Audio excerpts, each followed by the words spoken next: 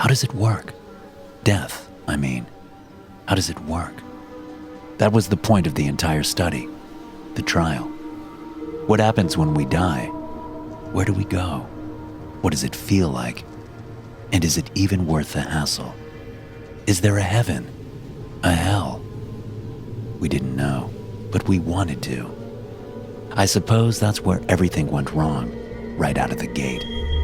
We wanted to play God, or at least learn the rules of the game. To see behind the curtain for just a moment, if only so we could know what to expect when the lights went out and we said that final goodnight.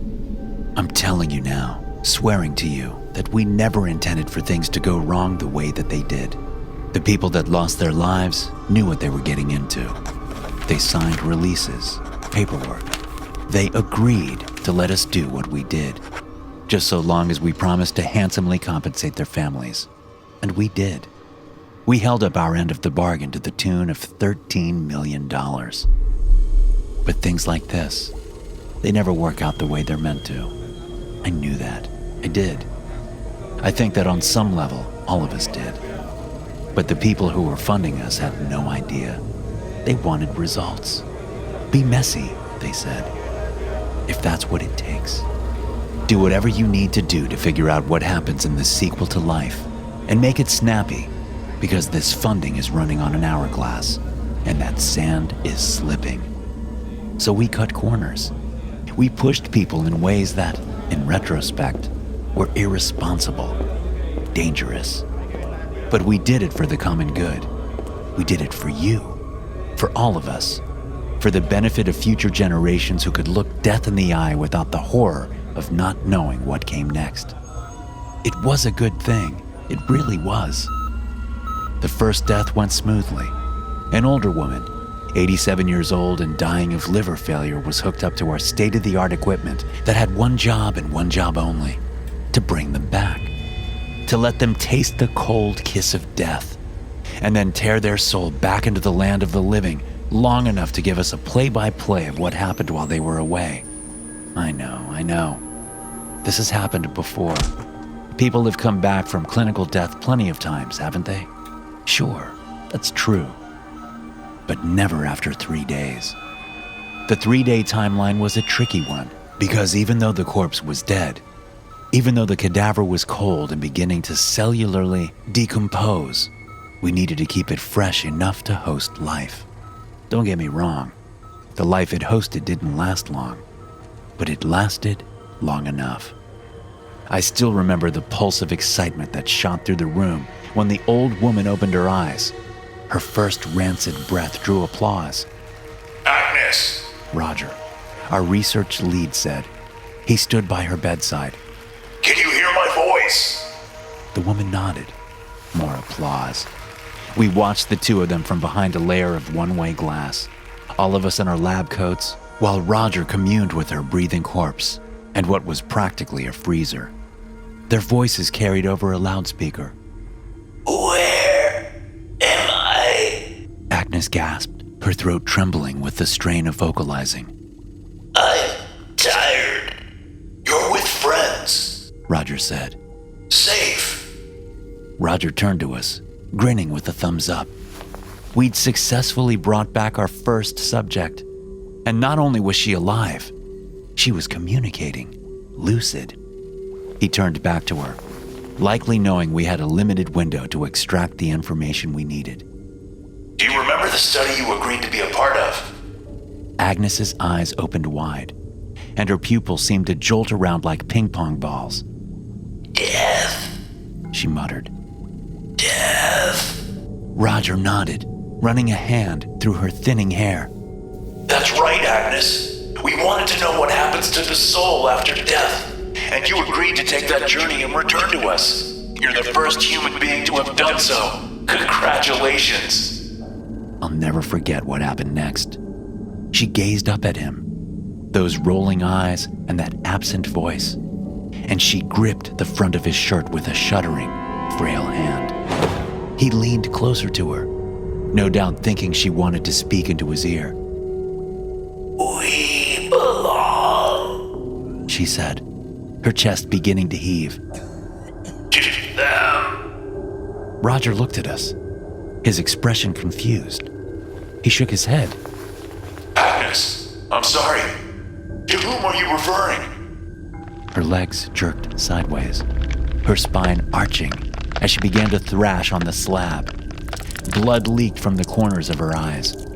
Roger, concerned, attempted to hold her body so she wouldn't injure herself and compromise what little time she had left to communicate. He ordered more of us in. I hurried to his side with 3 others. We belong, she said again, and this time her voice was stronger, as though empowered by her agony. to the forgotten. Even with 4 of us on her, each holding a limb, she was rioting with the strength that could only be described as inhuman. It took everything I had to hold her scrawny blue wrist to the slab. Beside us, the machine, monitoring her vitals, began to beep violently, indicating levels grossly out of range. What comes next She hissed, and smoke began to drift up from her mouth.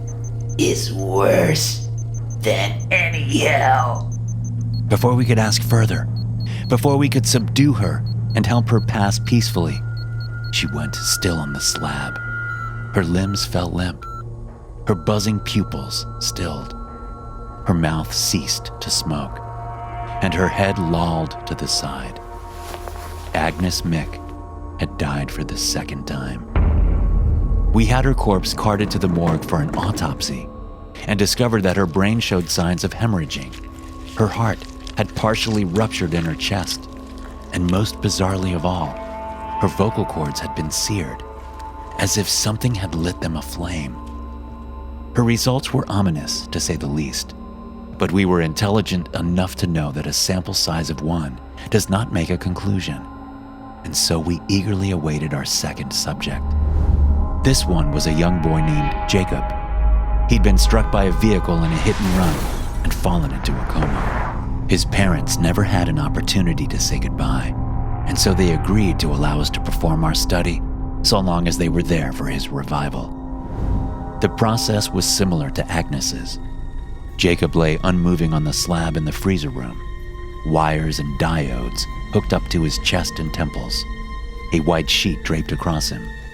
By his side stood Roger, and both of the boys' parents, all of them clad in scrub caps and gloves. Are you ready? Roger asked. Yes, they said. We all waited behind the glass with heart-pounding anticipation. Roger clicked a few keys on the computer console, and the machine began its mechanical song.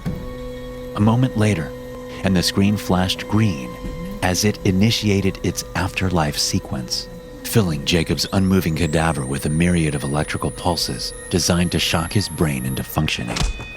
The boy's feet, dangling outside the white cloth, began to twitch, then his fingertips. His mother and father looked at one another, grasping hands as they waited for the sun to return to them. Hopeful tears leaked from the corners of their eyes, their lips mouthing silent words of affirmation as they prepared to say goodbye to their son. Screaming filled the room. It burst through the loudspeaker like an explosion, causing all of us watching to jump and scatter, our primal nervous systems fleeing while we attempted to uncover the source. But the source, I think, was always obvious, even if we didn't want to believe it. It was coming from Jacob. He lay there, his toes and fingertips twitching as his mouth hung open in an ear-splitting scream. His mother and father crowding him in horror, doing their best to calm him, to calm his pain, his confusion, and his horror. It's difficult to describe the sound of Jacob's scream. I'm hesitant to say it was human, let alone the sound of a 9-year-old boy.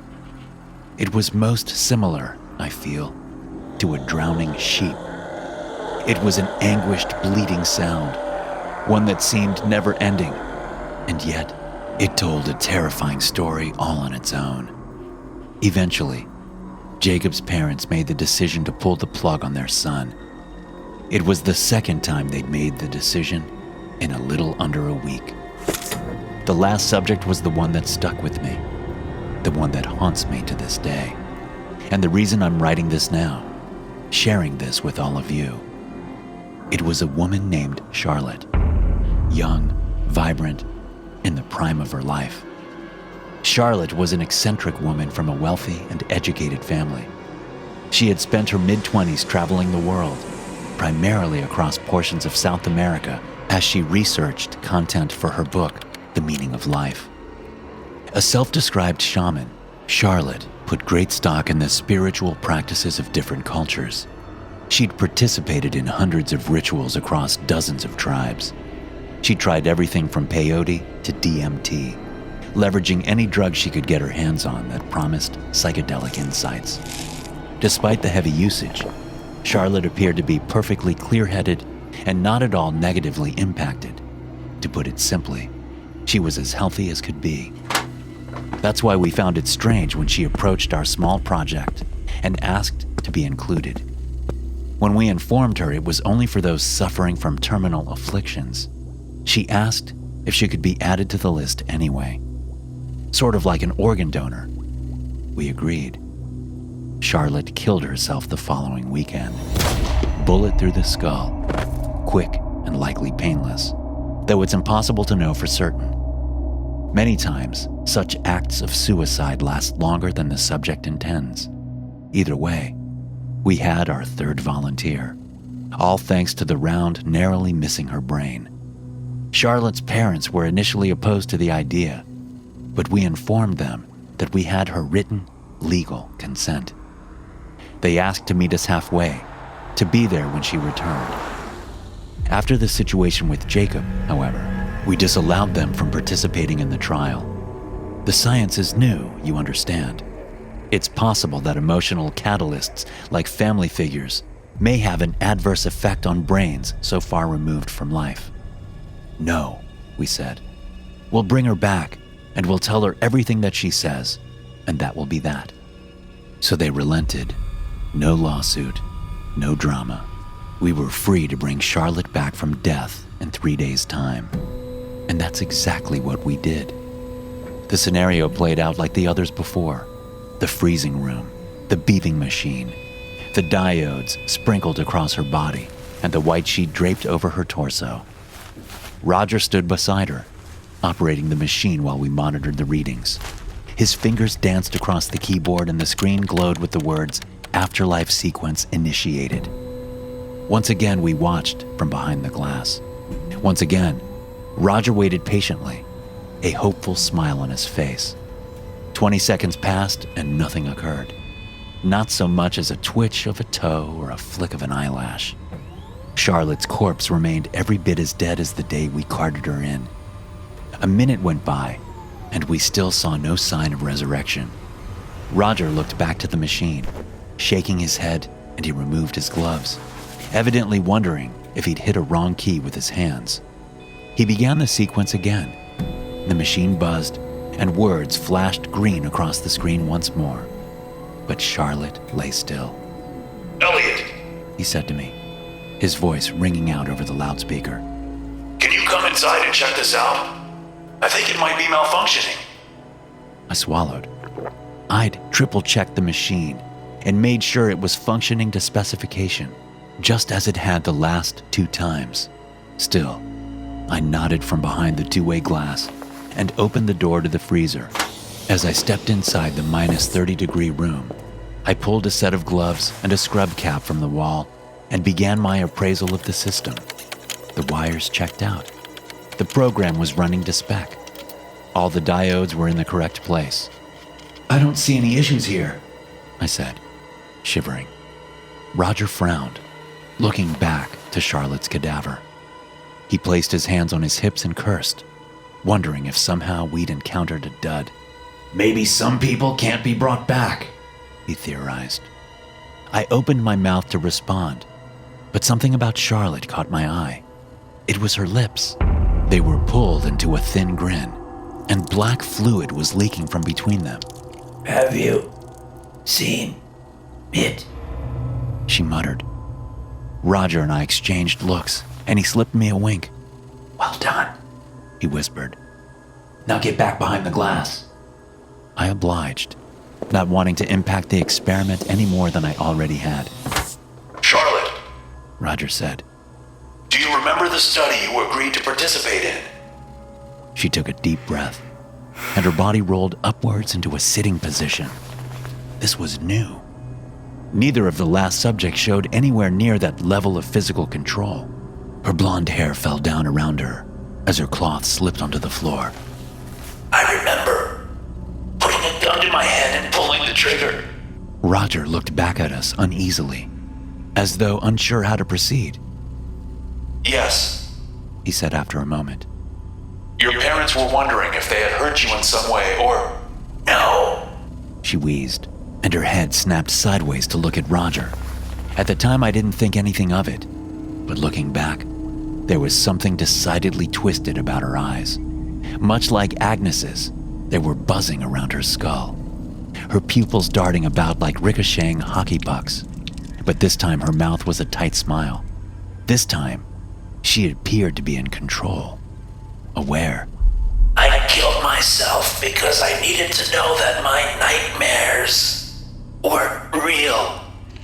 Around me, researchers were hastily recording details of her interaction, her words, her appearance, her biological readings. I gazed on in abject horror. I think that even then, I knew that something awful was about to happen. I had that feeling, the one deep down in your gut that appears just before a car accident, or just before somebody's about to fall. And what was that? Roger said, his voice breaking as he stood next to Charlotte's buzzing pupils. What came next after you died? Everything She muttered, sweeping a leg off of the slab. that I feared. Her pale foot hit the linoleum floor with a dull slap. Then the other followed. She took a shaking breath and then pushed herself off of the table until she was standing naked in front of Roger. What do you think happens after we die, Doctor? Roger looked sidelong at us from behind the two-way glass, his expression somewhere between nervous and fascinated. I'm not certain, He said. We all believe different things, I suppose.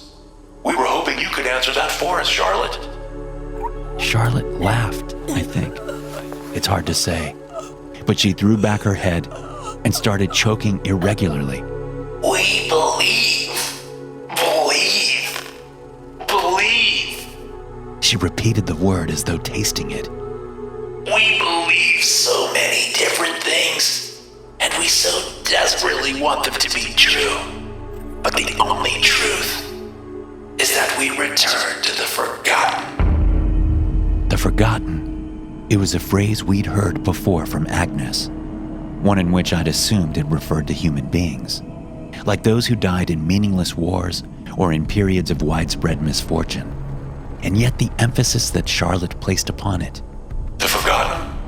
Roger repeated, taking a step back from Charlotte's hunched-over body.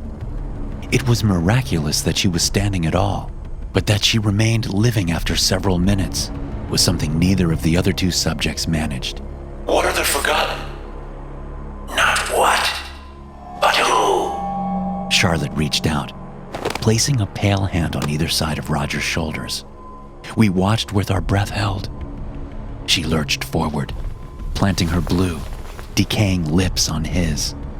They touched only for a second before Roger instinctively pushed her backward, causing her to stumble against the metal slab. She laughed again in that choking, rasping chorus, sliding onto the linoleum floor. Roger rushed to her. I'm sorry, I didn't mean to, but... Our minds are finally made. She wheezed, not seeming to care. They evolved over millennia to mask reality, to mask the bitter truth of the universe. She spat back bile onto the floor, wiping at her lips with a shaking hand. You want to know what happens when we die? We return to the abyss that birthed us. The room around me began to murmur, some in interest, others terror. I merely watched on, my heart racing and my mouth dry. I put a bullet through my skull Charlotte continued. because I had a vision of the end. I saw our makers, and they were dressed in dying stars and empty space. They were hopeless, empty. like us. They wanted medicine. A way to feel. Roger knelt beside Charlotte as her voice grew quieter with every agonizing word. We are their medicine. She rasped. Our minds are primed for love, for joy, and for pleasure. And when we die, they feed on us. They leave our souls empty and rotting until we're rebirthed into the next human. A little less whole, a little less complete. Once again, that thin smile twisted its way across her blue lips. A little closer to putting a bullet through our skulls. Roger waved at us, indicating that he wanted to make sure every second of this was being properly recorded. Then, he turned back to her. What else can you tell us? That we began with Meaning. But as they feed, and they feed, we grew emptier, more incomplete. Collectively, the human soul withered. Black bile poured from her lips now.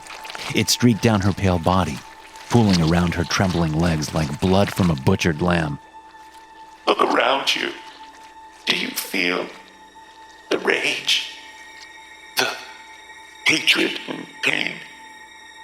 It's consuming the human race like a plague. And bit by bit, we're getting worse, not better. Soon we'll have nothing left to feel. no love, no joy. Just emptiness. Roger's mouth hung open. His voice stuttered as he attempted to formulate a response, to articulate why she must be wrong. At least, that's what I had hoped for. I'd hoped for anybody to stand up and say this was all a farce, and that the experiment had been compromised, and none of this could be true. But nobody did. Charlotte reached up and gripped Roger by the front of his shirt.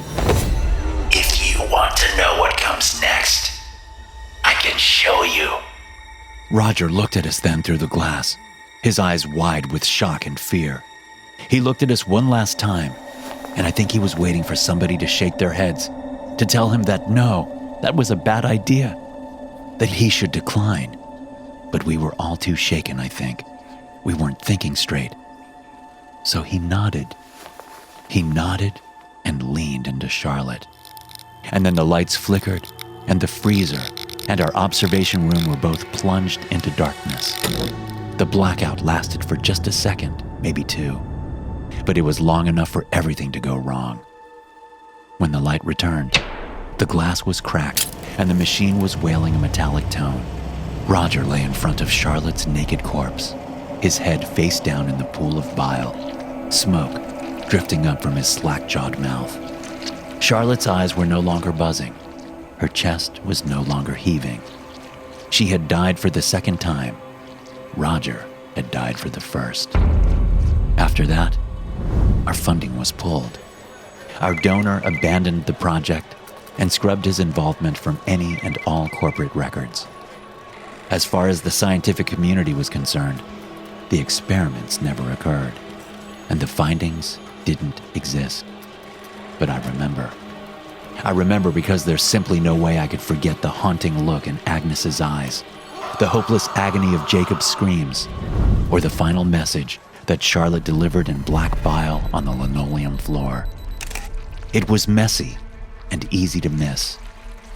To the others, I think it must have looked like a common splatter, a simple side effect of her legs spasming in the pool of dark fluid. But I know what I saw. The letters, though crooked and barely legible, were scorched into my memory like a cattle brand. They weren't so much a warning as they were words of advice, perhaps an answer to the question we set out to ask, and the question that Charlotte had set out to answer in her book. The meaning of life, she wrote, is to avoid the agony of death. Thanks for listening. If you enjoy these stories, be sure to subscribe to the podcast and check out some more of my episodes here.